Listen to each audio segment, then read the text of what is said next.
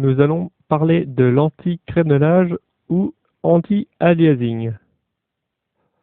Alors, ce qu'on appelle aliasing, ce sont des effets d'escalier qui se produisent au rendu. Donc, pour voir de quoi je parle, je vous propose de désactiver ici l'anti-aliasing, donc l'onglet anti-aliasing, toujours dans le contexte de rendu. Donc, simplement le désactiver et faire un rendu.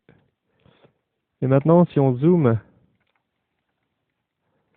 sur la zone du côté de la boule, on voit que les transitions sont très franches. Et du coup, quand on a notre image, eh bien, vous voyez que ça fait des dégradés qui sont pas très lisses, des effets d'escalier. Donc, si on active l'anti-aliasing et qu'on refait la même chose,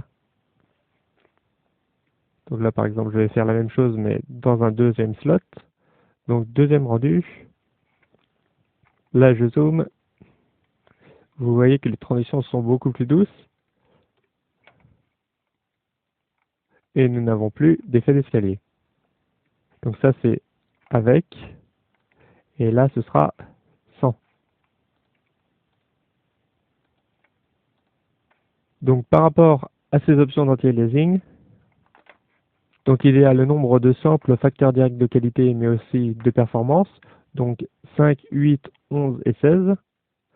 Donc si on veut un anti-aliasing maximal, on passera en 16. Full sample, c'est dans le cas où vous avez des soucis avec l'aliasing dans les nodes de composition. On parlera de ça dans un chapitre ultérieur, donc vous pouvez activer cette option, donc Full Sample. À droite, nous avons une liste des filtres utilisés pour l'anti-aliasing.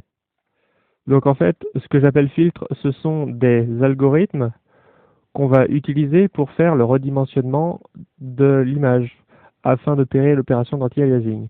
Donc on a un Mitchell Netravali par défaut qui est, si vous voulez, un bon équilibre entre le lissage et la netteté des textures. Gaussian, c'est très flou.